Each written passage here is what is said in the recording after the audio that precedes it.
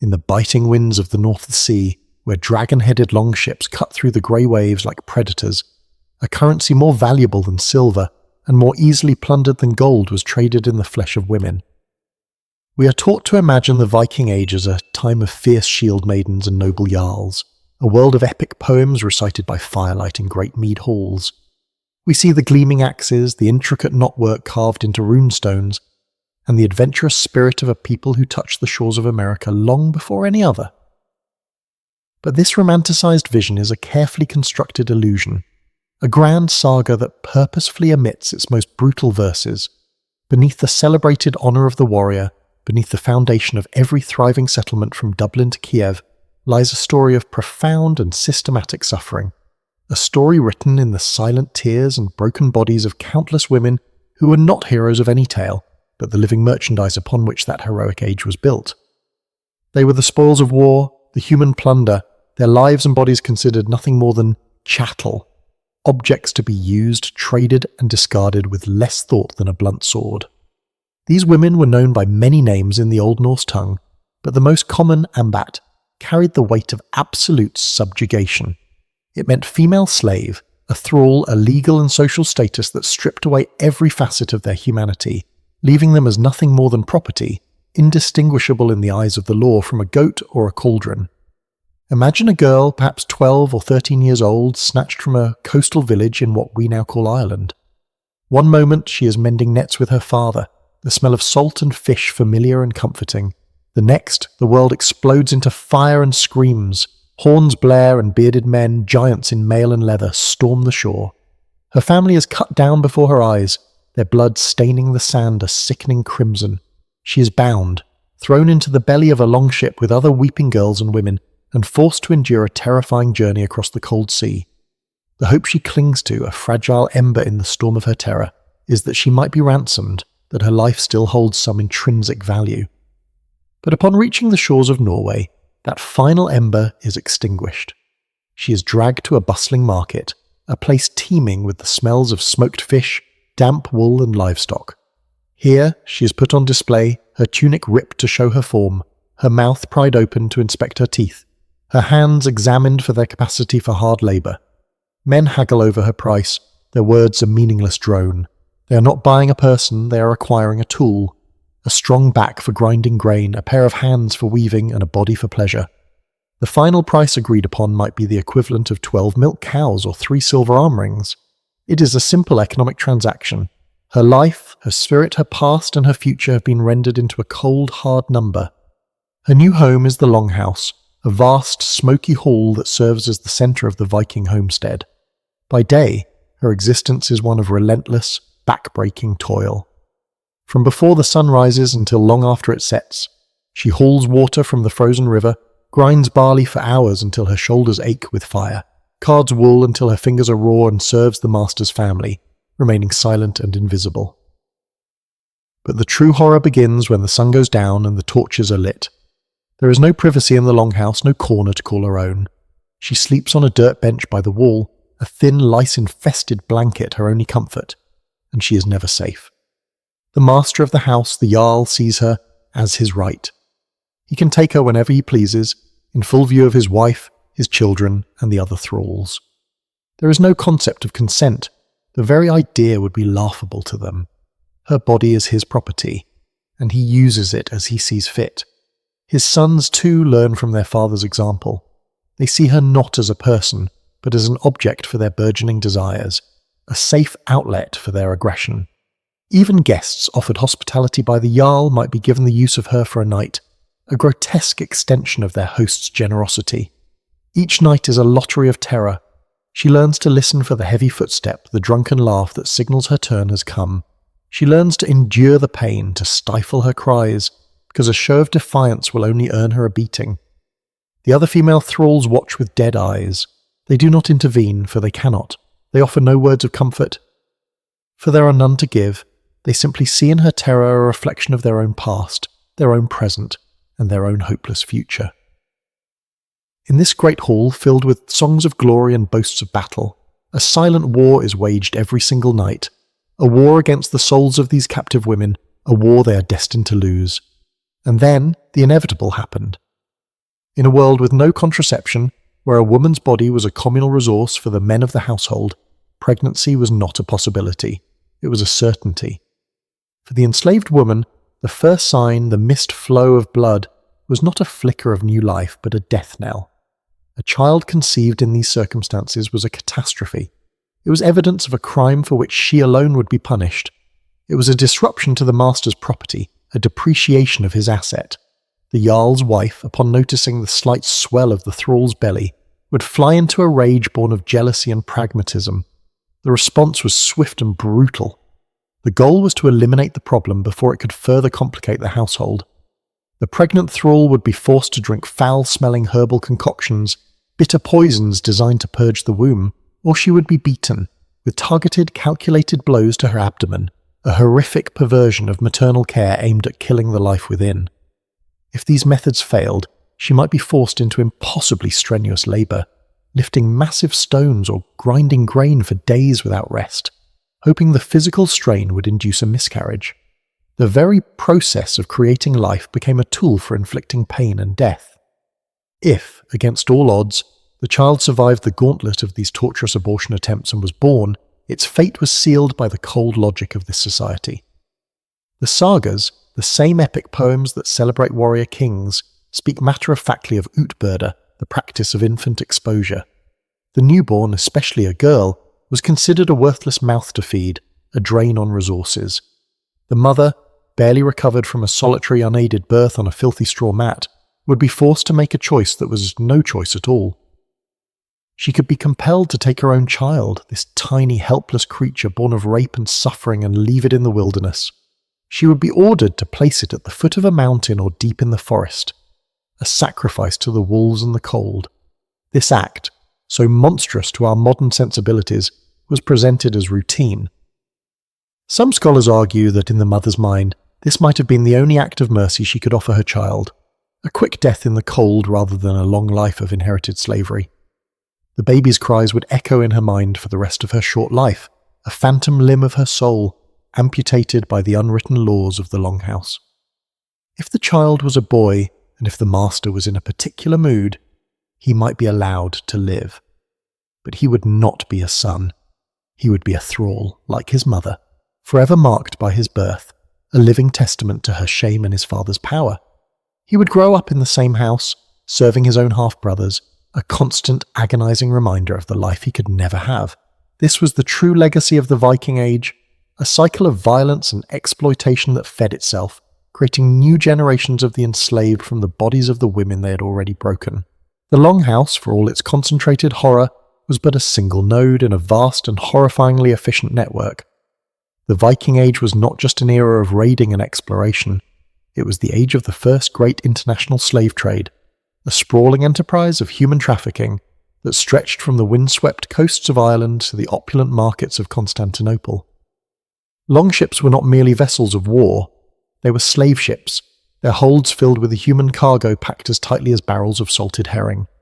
The entire Viking economy, the very engine that funded their famous voyages and built their thriving towns, was lubricated by the sale of human beings, and the most prized commodity in this grim marketplace was always the young woman.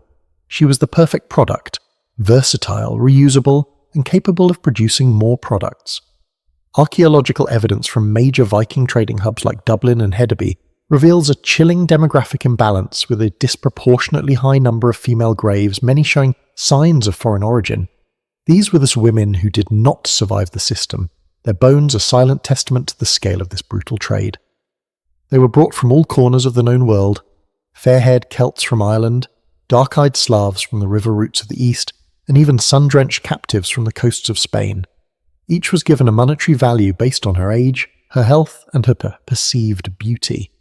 A young girl, untouched and strong, could fetch a fortune, her price meticulously recorded in legal texts and sagas, with the same dispassionate detail as the price of livestock or land. Once captured and transported, many of these women were not destined for a single longhouse. They were funneled into a more organised commercial form of sexual exploitation, the Viking brothel. These were not the hidden, illicit establishments we might imagine. In bustling trade towns, they were an open and accepted part of the urban landscape, often located near the docks to service visiting sailors, merchants, and local men. The last vestiges of a woman's identity were systematically stripped away. She was no longer a person, she was a vessel for public use. The owner of such an establishment, the Hawkarl, or whoreman, was a businessman, and his women were his stock. His primary concern was maximizing his return on investment. The women were often kept in cramped, squalid conditions, fed just enough to keep them alive and working. The violence was constant and institutionalized. A woman who refused a customer or showed any sign of defiance was not just disobeying, she was damaging property. The punishment was swift, public, and designed as a deterrent to the others. Beatings were a daily ritual, a method of control as common as the exchange of coins.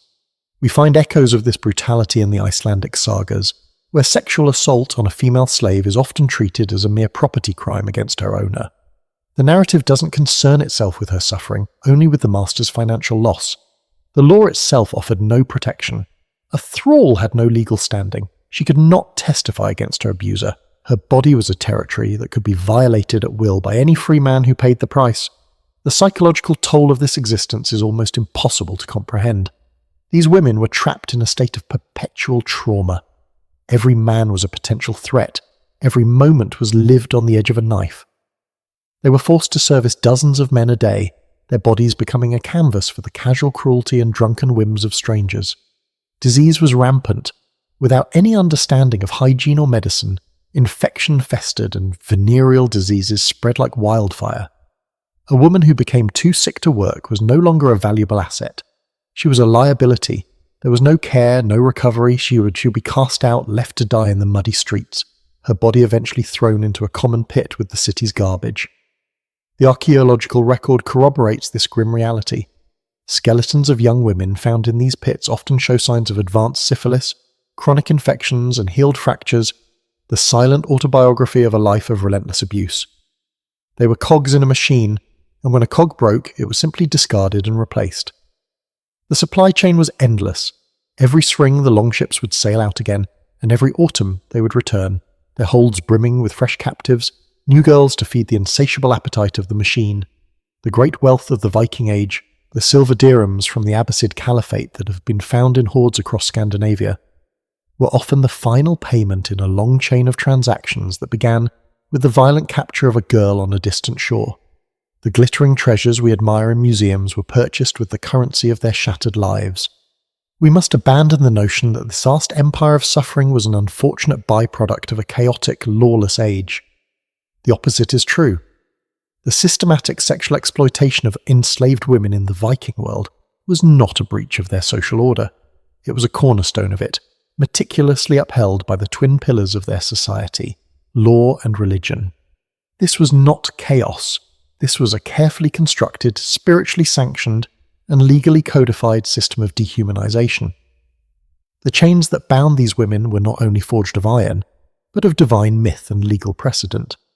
To understand their plight, we must look into the very soul of the Norse world, into the spiritual architecture of their oppression. The gods themselves, in their foundational myths, had decreed this order. The Rigsthula, a poem from the Poetic Edda, tells the story of the god Heimdalla, disguised as a man named Riga, who visits 3 households and fathers the progenitors of the 3 social classes. With the first poor and wretched couple, he fathers Thrall, a dark, ugly, and strong boy from whom the entire slave class is said to descend. With the next, a couple of craftsmen, he fathers Karl, the sturdy ancestor of the freemen. And with the last, a wealthy and refined couple, he fathers Jarl, the fair-haired, keen-eyed boy who becomes the ancestor of the aristocracy. This was not just a story, it was a divine charter. It declared that social hierarchy was not an accident of birth, but a matter of divine will and inherent nature. A thrall was not just unfortunate, she was born of a lesser creation, fundamentally and spiritually inferior. This divine mandate bled directly into the most important concept in Viking society, honor. Honor was the central currency of a man's life, something to be fiercely defended. An insult to a free man or the violation of a free woman was an attack on the honor of her male relatives, her father, husband, or brothers, and could be avenged with blood. But an enslaved woman, an ambat, had no honor. In the Norse worldview, she was an honorless being. Therefore, raping her was not a violation. The concept simply did not exist. It was impossible to steal something from someone who possessed nothing of value. The act of sexually assaulting her was legally framed not as a crime against a person, but as a property infringement against her master. The Icelandic law code, the Grugas, one of the most comprehensive legal documents of the era, is brutally clear on this point. If one man sexually assaulted another man's thrall, the perpetrator owed a fine, a compensation known as wergild, not to the woman, but to her owner. The law was compensating the owner for the unauthorized use and potential depreciation of his asset. The woman herself was legally invisible, a silent, unacknowledged party to her own violation. Her pain, her trauma, her humanity, none of it registered on the scales of Viking justice. She was the field upon which men settled their disputes, the soil turned over and trampled in their contests of power and property. This legal and spiritual erasure extended to every facet of her existence. She was listed in inheritance documents alongside farm animals and household goods. A man's wealth was often measured by the number of thralls he owned. If her master killed her in a fit of rage, it was his right. He had merely broken one of his own possessions. There was no crime. Her life had no intrinsic value recognized by law. Its value was purely economic and belonged entirely to her owner. This legal framework created a closed system of perfect oppression. Without honor, she could not be wronged. Without legal standing, she could not seek justice. Her testimony was worthless in court. Her voice was, quite literally, silenced by the law. Even the hope of a better future for her children was a legal impossibility. Any child born to a thrall was automatically a thrall, regardless of the father's status. Even if the Jarl himself fathered a child with his enslaved concubine, that child was born into slavery. This was not just a custom, it was the law, ensuring the slave class was self-perpetuating. It was an ingenious and diabolical mechanism for maintaining a permanent hereditary underclass to serve the needs of the free.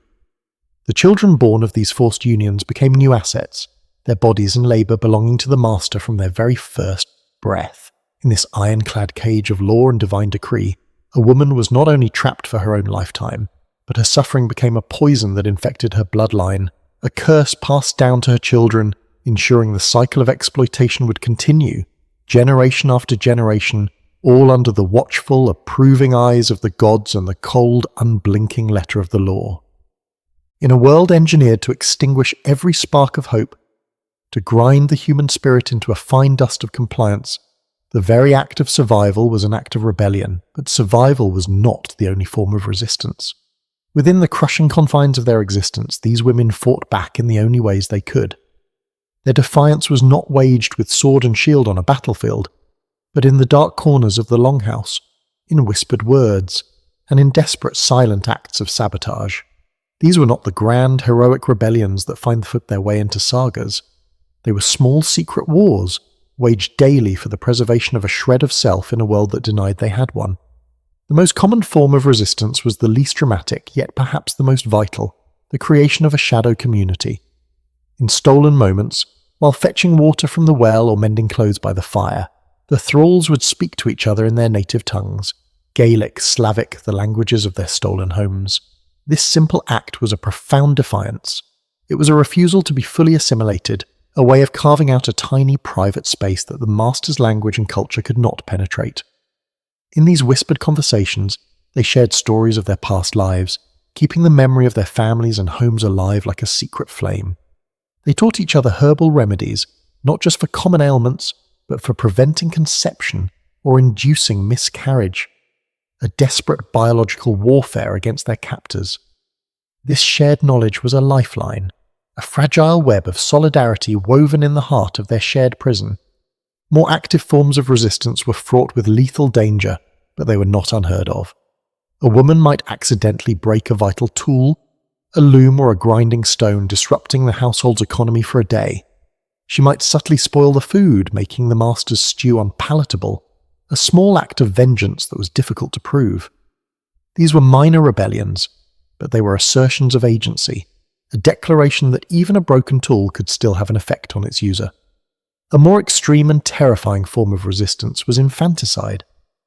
As we have seen, a mother might be forced to abandon her newborn in the wilderness. But sometimes the choice was entirely her own. To a woman who had been raped, who saw the face of her tormentor in the eyes of her own child, and who knew that child was condemned to a life of the same suffering, killing her infant at birth could be perceived as a final terrible act of love and defiance. It was a refusal to create another cog for the machine, a desperate severing of the generational chain of slavery. This was a choice born of a pain so deep it is beyond our modern comprehension, a rebellion enacted at the cost of a piece of her own soul.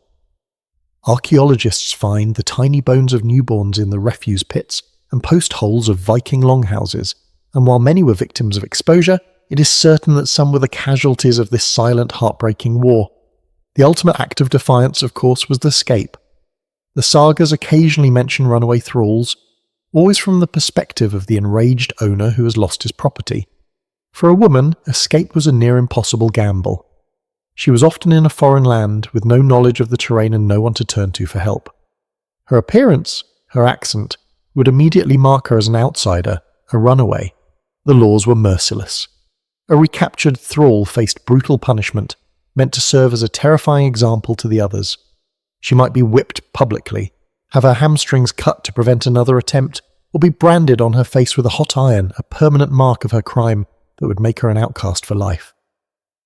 Despite the horrific risks, women still tried. They fled into the harsh, unforgiving wilderness, choosing the certainty of starvation or death by exposure over the certainty of continued violation. Some sought refuge in the nascent Christian communities that were beginning to spring up on the fringes of the Viking world, hoping that a new god might offer the protection their old gods had denied them. Most were caught and dragged back to a fate far worse than the one they had fled. But their attempts, however futile, are a testament to the unquenchable human desire for freedom. They were a scream into the uncaring void, a refusal to accept their designated place in the world. And in the darkest, most desperate corners of this world, resistance could take an even more final form: suicide.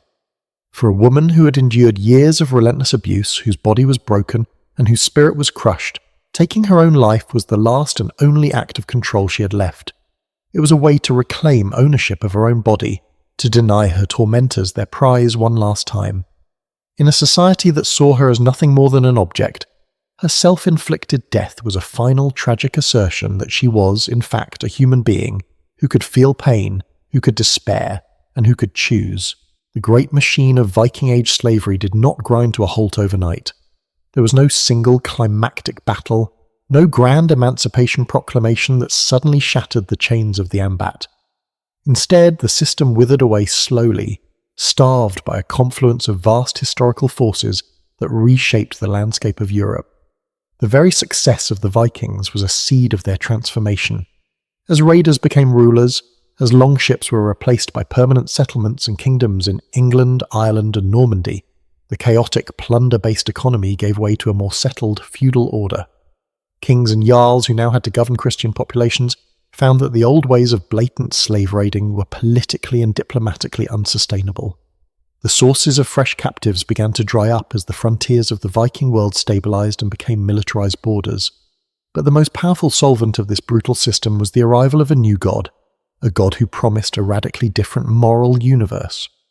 The slow, inexorable conversion of Scandinavia to Christianity, a process that spanned several centuries, fundamentally altered the legal and spiritual foundations upon which the institution of slavery had been built.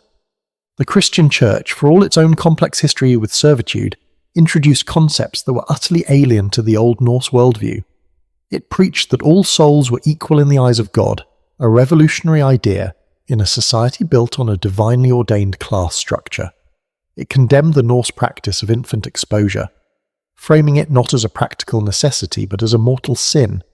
And crucially, it brought with a different legal framework, canon law, which began to challenge and eventually supplant the old pagan legal codes. While the Church did not immediately abolish slavery, it chipped away at its foundations. It encouraged manumission, the freeing of slaves, as an act of piety, a way for a wealthy man to save his own soul. It began to offer sanctuary to runaways who could reach church grounds. Slowly, painstakingly, the concept of the thrall as mere property began to erode, replaced by the idea of a serf, a peasant who was still unfree and tied to the land, but who possessed a soul and certain, albeit limited, legal rights. This was not a transition into freedom, but a transition from being an object to being a deeply oppressed human being. For the women trapped in the system, it meant that the casual, absolute sexual access their masters had enjoyed was no longer explicitly sanctioned by law and religion. It did not end their suffering, but it was the first faint glimmer of a dawn after a very long and brutal night. Yet, as this horrific chapter of history closed, an even more insidious process began, the process of forgetting. The subsequent centuries, and particularly the romantic nationalism of the 19th century, began a systematic campaign to sanitize the Viking past. Historians, poets and artists, eager to create a heroic, noble origin story for their modern nations, constructed the image of the Viking that we know today. The fearless explorer, the noble warrior, the proto-democratic freeman. In this grand, heroic narrative, there was no room for the inconvenient horror of the slave trade. There was no space for the silent screams from the Longhouse. The sagas themselves, which were written down centuries after the Viking Age by Christian scholars, were already part of this process. While they contain invaluable glimpses into the pagan world, they are also a curated and often romanticized version of the past, written for the sensibilities of a new Christian aristocracy. They mention thralls, yes, but often as background characters, their suffering glossed over or presented as an unremarkable fact of life, like the weather. The brothels, the rape, the infanticide, the entire economic and social engine of sexual exploitation was quietly edited out of the official story. It was an embarrassment, a stain on the gleaming mail of their imagined ancestors. This cultural amnesia has been astonishingly successful. We are left with a popular culture saturated with Vikings, but it is a hollow, hyper-masculine fantasy. We see the axes, the ships, the beards, and the battles. We are sold a vision of strength, freedom, and adventure. We are not shown the truth that underpinned it all, that this celebrated age of heroes was built on the broken backs and brutalized bodies of hundreds of thousands of enslaved women. They were the engine that powered the longships, the invisible currency that funded the explorations, the silent victims whose suffering was the necessary precondition for the glory we remember. Their story has been deliberately and systematically erased because it forces us to ask uncomfortable questions about the nature of history itself. It reminds us that every golden age has a dark underbelly, that every monument to greatness casts a long and terrible shadow. The bones of these women, buried in unmarked pits from Dublin to the Volga, are a silent rebuke to the comfortable myths we have built. They are the ghosts that haunt the Viking legacy, the forgotten verses of the grand saga, and their story once heard is impossible to forget. It transforms our understanding of this celebrated era, turning the heroic melodies of the sagas into a haunting, dissonant lament for the countless lives that were sacrificed at the altar of Viking glory. To unearth these stories is not an act of historical vandalism aimed at tearing down the heroes of the past. It is an act of restoration. It is about repopulating the barren landscape of our historical memory with the people who were deliberately scrubbed from it. For too long, our understanding of history has been a monologue, a triumphant shout delivered by the victors, the kings, the warriors, and the writers who served them. We have been taught to admire the architecture of the Great Hall, but not to question the human cost of its foundations. To tell the story of the Ambat is to finally listen to the silence that echoes in that hall. It is to acknowledge that the price of the silver hoards we marvel at in museums was paid in a currency of human souls. This is not about judging the past by the standards of the present. It is about seeing the past in its brutal, unvarnished entirety. It is about understanding that the Viking world, for all its undeniable achievements in exploration, art, and craftsmanship, was also a meticulously organized system of human trafficking and sexual exploitation on an industrial scale. And to ignore this truth is to do a profound disservice not only to the victims, but to ourselves. It allows us to persist in a childish cartoon version of history, a fantasy world of noble savages and glorious adventures, which has no bearing on the complex and often cruel reality of the human story. The silence surrounding the fate of these women is not accidental. It is a product of a historical narrative that has consistently devalued the lives and experiences of women, especially those who were poor, enslaved, or sexually exploited. Their suffering was considered unimportant, a footnote to the grand saga of men's achievements. Their voices were not recorded because the recorders did not believe they had anything worth saying. This erasure is a form of violence in itself, a second death that condemns the victims to eternal anonymity. By refusing to confront this part of the Viking legacy, we become complicit in that erasure.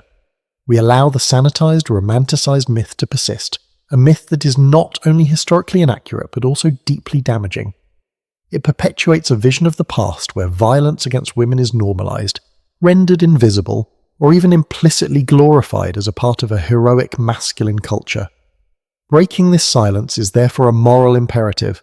It is a way of paying tribute to the millions of forgotten women whose stolen lives fueled the engine of history. It is a declaration that their lives mattered, that their suffering was real, and that they will not be forgotten. It is an act of historical justice, an attempt to give a name to the nameless and a voice to the voiceless. Furthermore, confronting this dark history forces us to look at our own world with clearer eyes. The systems of exploitation that flourished in the Viking Age have not vanished from the earth. They have merely changed their form. Human trafficking, sexual slavery, and the commodification of female bodies are not relics of a distant barbarous past. They are a brutal reality for millions of people right now in the modern world. The same toxic ideologies that allowed a Viking Jarl to view a captive woman as his rightful property are echoed today in the justifications of pimps, traffickers, and abusers. The same dehumanizing logic that reduced a human being to a monetary value in a Viking slave market is the same logic that drives the global sex trade today. By understanding the historical roots of these systems, by seeing how deeply they were embedded in a celebrated and admired culture, we are better equipped to recognize and fight them in our own time. The story of the Ambat is a chilling reminder that civilizations are fragile things, and that the capacity for cruelty and exploitation lies dormant not just in barbaric societies, but in all human societies, including our own. It is a cautionary tale, written in the blood and tears of the past, that warns us to be ever vigilant against the dehumanization of the vulnerable. Ultimately, the story of these women is a story of the incredible resilience of the human spirit. In a world that did everything in its power to crush them, they endured. They loved, they grieved, they formed bonds, they resisted, and they survived. They passed down their stories in whispers, their genes in seeds and secret, their spirit in a legacy of defiance that has remained invisible until now. Tell their story is not to diminish the sagas of the Vikings, but to complete them. It is to add the missing verses, the ones filled with pain and suffering, but also with a strength that is, in its own way, as formidable as that of any warrior. It is to finally acknowledge that the true epic of the Viking Age was not just one of conquest and glory, but also one of survival against impossible odds. These women were not shield maidens, but they were fighters in a war that was longer, harder, and more brutal than any their captors ever fought. They deserve to be remembered, not as nameless, faceless victims, but as the unwilling, unacknowledged, and unbreakable mothers of the world that was to come. Theirs is the song that has waited 1,000 years to be sung, and it is time for us to listen.